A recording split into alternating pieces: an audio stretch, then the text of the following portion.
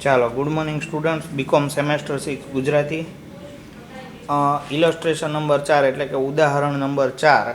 હવે આપણે થોડુંક સમજવા માટે પ્રોપર તમારા માટે હવે બેઝ છે એ પ્રિપેર થઈ ગયો છે.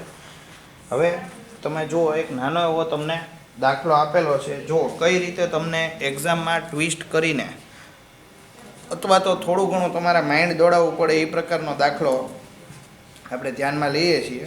જો એક ઔદ્યોગિક વસાહતમાં નાના પાયે બધું ઉત્પાદન એકમ દીઠ 11.50 લેખે 11,50,000 વેચ્યું, જેની કુલ સ્થિર ખર્ચ રૂપિયા 2 લાખ હતા અને ચલિત ખર્ચ 7.50 હતો.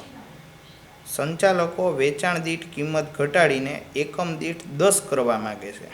તો અત્યારનો નફો અથવા તો તેમ છતાં પણ પહેલાં મળતો હતો તે જ નફો ટકાવી રાખવા માગે છે. આ નિર્ણયનો અમલ કરવા માટે કેટલા ઉત્પાદન વેચવા જોઈએ? જો આ પ્રકારનો તમને પ્રશ્ન છે. સૌથી પહેલાં તો એનો એક પ્રશ્ન એવો છે કે હાલની પરિસ્થિતિ મુજબનો નફો રાખવો છે. એનું પહેલું ડિસિઝન શું છે કે 11.50માંથી પોતાની વેચાણ કિંમત છે એ શું કરવી છે? 10 રૂપિયા કરવી છે. એટલે કે આપણે એમ કહીએ કે એસની જે કિંમત છે 11.50 છે, જે ઘટાડીને એ લોકોને ઘટાડવી છે અને 10 રૂપિયા કરવી છે. પણ પોતે નફો ગુમાવવા તૈયાર નથી.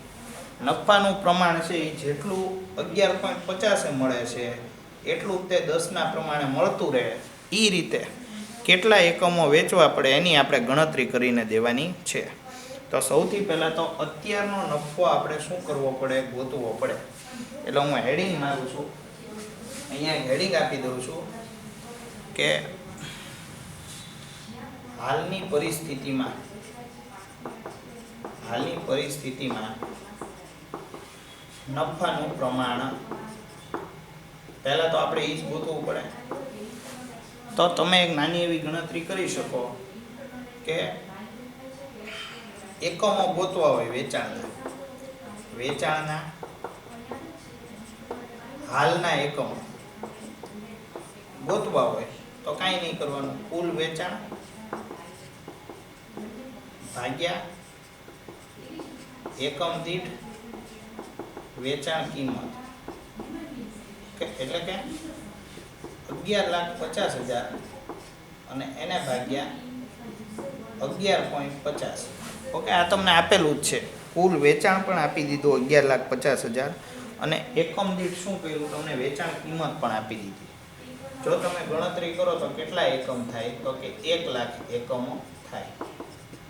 હવે હું તમને આ ફોર્મ્યુલાવાળા રસ્તે જવાની બદલે મેં તમને કીધું હતું કે આપણી પાસે એક ફંડામેન્ટલ એક એવું પત્રક છે કે જેના ઉપરથી તમે બધા જવાબ તમારા સવાલના મેળવી શકો. મેં તમને ચેપ્ટરની શરૂઆતમાં જ લખાયું, કયું? આવકનું પત્રક. બરાબર, આવકનું પત્રક છે. સપોઝ હું અત્યારે હાલની પરિસ્થિતિમાં બનાવું તો શું કરાય? તો કે વિગત રકમ રૂપિયા. કારણ કે મારે જોઈએ જ શું? હાલની પરિસ્થિતિમાં નફો જોઈએ છે. મારે જોઈએ જ શું? મારી જરૂરિયાત નફો છે. અને નફો ક્યારે મળે? આવકનું પત્રક બનાવી નાખું તો મને નફો મળી જતો હોય છે. ઓકે, એટલે જો અહીંયા હું વેચાણ લખું છું પહેલાં તો. હવે વેચાણ કેટલા એકમનું છે તો આપણે જોઈ લીધું, 1 લાખ એકમનું વેચાણ છે. ઓકે, એટલે 1 લાખ એને ગુણ્યા 11.50 કરીએ એટલે વેચાણ કેટલું થાય? 11,50,000 રૂપિયા. બાદ શું થાય? બાદ થાય ચલિત ખર્ચ. જેમાં તમારો ચલિત ખર્ચ છે એ કેટલો આપી દીધો? જુઓ તો ચલિત ખર્ચ તમને દાખલામાં આપેલો છે 7.50. જો S બરાબર 11.50 આપેલું છે, V બરાબર 7.50, F એટલે કે સ્થિર ખર્ચ 2 લાખ રૂપિયા આપેલું છે. આ ત્રણેય વસ્તુ આપણી આગળ અવેલેબલ છે. આ 3 વસ્તુ અવેલેબલ હોય ને તો આપણે શું કરી શકીએ? આપણે આરામથી સમતૂર બિંદુ છે એ ગોતી શકીએ.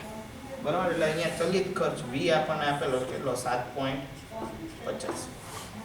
એટલે અહીંયા જુઓ તો 7,50,000 રૂપિયા તમારો ચલિત ખર્ચ થાય. તો ફાળો એટલે કે C કેટલા રૂપિયા થઈ જાય? તો કે 4 લાખ રૂપિયા થઈ જાય. હવે આ 4 લાખ ફાળો છે એમાંથી આપણે બાદ કરવાનું શું? તો કે સ્થિર ખર્ચ. ઓકે, સ્થિર ખર્ચ કેટલો છે? 2 લાખ એટલે કે 2 લાખ રૂપિયા. ઓકે, ઈ માઇનસ કરી નાખો એટલે શું મળી જાય? નફો. કેટલો? 2 લાખ રૂપિયા. તમે કહી શકો કે ભાઈ હાલની પરિસ્થિતિમાં નફો કેટલા રૂપિયા છે? તો કે નફો 2 લાખ રૂપિયા છે. આવું તમે કહી શકો કે ન કહી શકો? બરાબર. હવે આપણા ડિરેક્ટરોનું કહેવું શું છે? આપણા ડિરેક્ટરોનું કહેવું એમ છે કે હાલની પરિસ્થિતિમાં જે આપણો નફો છે એ જ જળવાઈ રહેવો જોઈએ, પણ વેચાણ કિંમત છે એ 11.50માંથી કેટલી થઈ જવી જોઈએ? તો કે 10 રૂપિયા છે એ થઈ જવી જોઈએ. ઓકે, છતાંય આપણો નફો છે એ કેટલો રહેવો જોઈએ? 2 લાખ રૂપિયા. તો આપણી પાસે એક ફોર્મ્યુલા છે, આપણી પાસે એક સૂત્ર છે. તમને ખબર હોય તો કયું સૂત્ર છે આપણી પાસે? વિચારી જુઓ તો. એક તમારી માટે અત્યારે પ્રશ્ન મૂકું છું કે અત્યારે કયું સૂત્ર છે એ વાપરી શકાય કે જેનાથી તમે આ દાખલાનો જવાબ છે એ મેળવી શકો છો? કારણ કે આપણે ગોતવાનું છે, શું ગોતવાનું છે?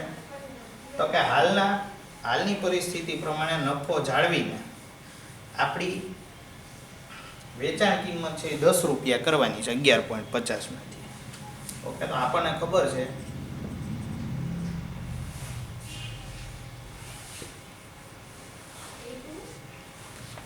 આપણે એના માટે એક ફોર્મ્યુલા તમને લખાવેલી હતી. નફો મેળવવા માટે જરૂરી વેચાણ. નફો મેળવવા જરૂરી વેચાણ. એમાં એક ફોર્મ્યુલા હતી કે F પ્લસ P ભાગ્યા S માઇનસ V. યાદ આવે છે? નક્કી કરેલો નફો મેળવવા માટે જરૂરી વેચાણ કેટલું એ ગોતવા માટેની આપણી આગળ ફોર્મ્યુલા છે કે F વત્તા P ભાગ્યા S માઇનસ V. તો F આપણી પાસે અવેલેબલ છે કેટલા રૂપિયા? 2 લાખ રૂપિયા. P એટલે કે નફો પણ અવેલેબલ છે કે મારે નફો કેટલો જોઈએ છે? કે 2 લાખ રૂપિયા. S છે એ 11.50 હતું, એને ઘટાડીને કેટલું કરવાનું છે? 10 રૂપિયા. એટલે કે નવી કિંમત કેટલી છે? 10 રૂપિયા. અને V એટલે 7.50 એ એઝ ઇટ ઇઝ રહેશે. ઓકે, સીધી ફોર્મ્યુલા મૂકો કે ભાઈ 2 લાખ વત્તા બીજા 2 લાખ, વેચાણ કિંમત 10 અને એમાંથી ચલિત કિંમત છે એ 7.50 માઇનસ કરો એટલે 4 લાખ ભાગ્યા 2.50 આવો જવાબ આવે. તમે સહેજ એની ગણતરી કરો કે ભાઈ 4 લાખ ભાગ્યા 2.50 એટલે 1,60,000 એકમ આવી જશે જવાબ. 1,60,000 એકમ. બરાબર? ખબર પડી ગઈ કે નહીં? જવાબ મળી ગયો આપણને કે ભાઈ ડિરેક્ટર છે એ 2 લાખ રૂપિયાનો નફો જાળવવા માંગે છે. બરોબર? અને વેચાણ કિંમત છે 11.50માંથી કેટલી કરવા માંગે છે? તો કે 10 રૂપિયા કરવા માંગે છે. તો એને નીચે એક નાનું એવું લખાણ કરવું જોઈએ કે જ્યારે વેચાણ કિંમત 11.50માંથી રૂપિયા 10 કરવામાં આવે અને રૂપિયા 2 લાખનો નફો જાળવવામાં આવે તો કંપનીએ 1,60,000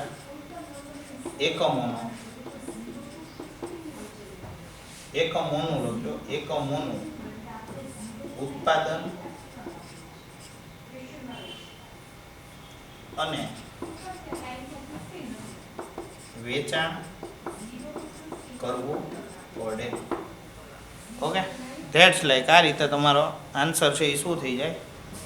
આવી જતો હોય છે. ઓકે, એટલે આપણે અહીંયા આગળ બધી શરતોનું પાલન કરી લીધું કે ડિરેક્ટર છે એ પોતાનો નફો પણ એઝ ઇટ ઇઝ રાખવા માગે છે અને વેચાણ કિંમત પણ ઘટાડવામાં માગે છે. તો કંપનીએ 1,60,000 એકમોનું વેચાણ છે એ કરવું પડે, એટલે કે એનું ઉત્પાદન કરવું પડે અને વેચાણ કરવું પડે. ઓકે, તો આ રીતે આ દાખલો છે એ શું થઈ જતો હોય છે, સોલ્વ થઈ જતો હોય છે. એટલે થોડુંક ટ્વિસ્ટ કરીને આપણે ગોત્યું.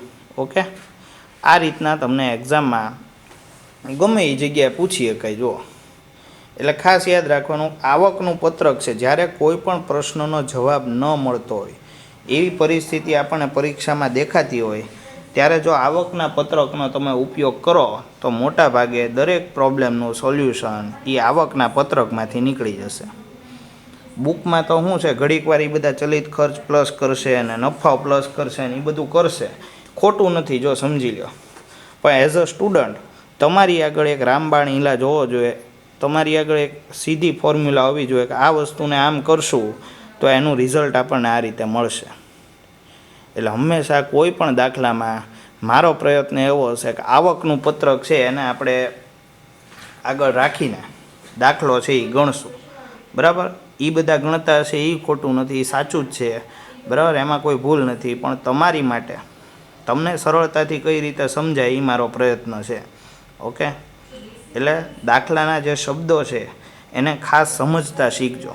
જો આમાં એણે આપણને કીધું કે ભાઈ હાલની પરિસ્થિતિમાં નફો જાળવવા માગે તો આપણે હાલની પરિસ્થિતિનો નફો શોધવો જોઈએ, એ મગજ હાલવું જોઈએ. કેમ? તો કે અંદર આપણને દાખલામાં કોઈ જગ્યાએ કીધું નથી કે હાલની પરિસ્થિતિનો નફો કેટલો છે. ખ્યાલ આવે છે? હવે જ્યારે આપણને કહેતા નથી કે હાલની પરિસ્થિતિનો નફો કેટલો છે, તો આપણે હાલની પરિસ્થિતિનો પહેલાં નફો ગોતવો પડે. પછી તો કે નક્કી કરેલી રકમનો નફો મેળવવા માટે આપણી પાસે એક સીધી ફોર્મ્યુલા છે કે ભાઈ કેટલા એકમોનું વેચાણ થવું જોઈએ. તો આપણને તરત યાદ આવી જાય કે F+P/S-V. ઓકે, એટલે આ રીતે તમારે એમાં ગણતરી કરવાની થાય છે. ઓકે, ચાલો અત્યારે આટલું રાખીએ.